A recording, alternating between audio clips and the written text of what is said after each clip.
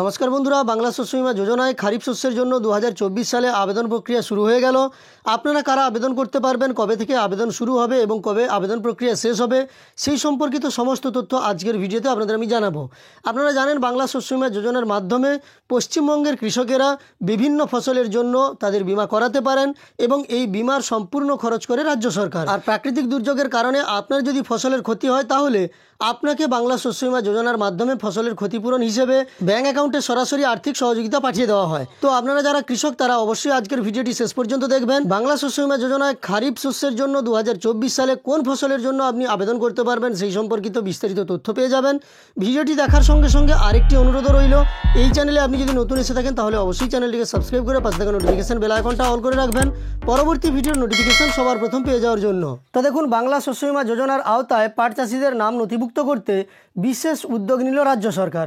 কৃষি দপ্তর সূত্রে জানা গেছে, প্রতিটি গ্রাম পঞ্চায়েতে আগামী 1 এপ্রিল থেকে 31 মে পর্যন্ত 2 মাস লাগাতার বিশেষ শিবিরের আয়োজন করা হবে। 20 লক্ষ পাট চাষির সুবিধার জন্য কৃষি দপ্তরের তরফে একথা জানানো হয়েছে। মমতা বন্দ্যোপাধ্যায় এর আগেই জানিয়েছিলেন যে এই বীমার জন্য কৃষকদের কোনো টাকা খরচ করতে হবে না, রাজ্য সরকারই প্রিমিয়ামের খরচ বহন করবে বলেও জানানো হয়েছে। সারা দেশের মধ্যে এ রাজ্যে সর্বাধিক পাট উৎপন্ন হয়।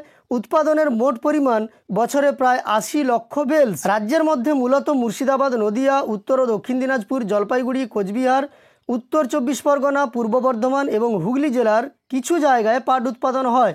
পাট চাষিদের পাশে দাঁড়াতে বাংলা শস্য বীমার আওতায় তাদের বীমার প্রিমিয়াম মুকুব করার কথা ঘোষণা করেছে রাজ্য সরকার।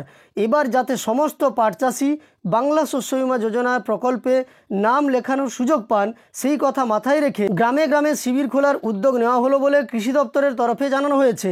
কৃষি আধিকারিকরা জানাচ্ছেন, দুটি ক্ষেত্রে পাট চাষে ক্ষতি হওয়ার সম্ভাবনা থাকে।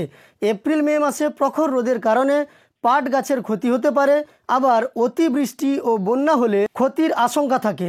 ফলে অন্যান্য ফসলের মতো এই ক্ষেত্রেও কৃষকদের জন্য শস্য বীমা নিশ্চিত করা আবশ্যক। সেই লক্ষ্যে বিশেষ শিবির চালানোর উদ্যোগ নেওয়া হয়েছে এবং আপনারা জানেন, এই উদ্যোগেই কিন্তু কৃষি দপ্তর থেকে এইভাবে প্রচার করা হচ্ছে ট্যাবলোর মাধ্যমে। তবে এক্ষেত্রে একটি সমস্যা রয়েছে, যেহেতু এটি 14ই মার্চের খবর, যা আপনাদের আমি দেখাচ্ছি, সে জায়গায় ভোটের দিনক্ষণও ঘোষণা হয়ে গেছে।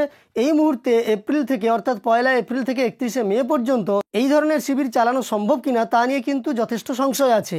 যাই হোক, দেখা যাক পরবর্তী সময়ে যদি এই ধরনের শিবিরের উদ্যোগ নেওয়া হয় এবং প্রত্যেকটি গ্রাম পঞ্চায়েতে এভাবে পাট চাষিদের জন্য শস্য বীমা করার আওতায় আনা হয়, তাহলে সেই ব্যাপারে ইনফরমেশান আপনাদের আমি দিয়ে দেবো। আপাতত এই ইনফরমেশানটাই ছিল যে বাংলা শস্য বীমা যোজনার মাধ্যমে পাট চাষিদের আবেদনপত্র গ্রহণ করার জন্য 1 এপ্রিল থেকে 31 মে পর্যন্ত একটি সময়সীমা ধার্য হয়েছে। এই ব্যাপারে পরবর্তী খবর পাওয়ার জন্য অবশ্যই চ্যানেলের সঙ্গে যুক্ত থাকবেন। এই ভিডিওটি আপনার কাছে হেল্পফুল হয়ে থাকলে একটি লাইক করবেন। এই ধরনের আরও ভিডিও পাওয়ার জন্য চ্যানেলটিকে সাবস্ক্রাইব করে পাশে থাকবেন। ভিডিওটি শেষ পর্যন্ত দেখার জন্য অসংখ্য ধন্যবাদ।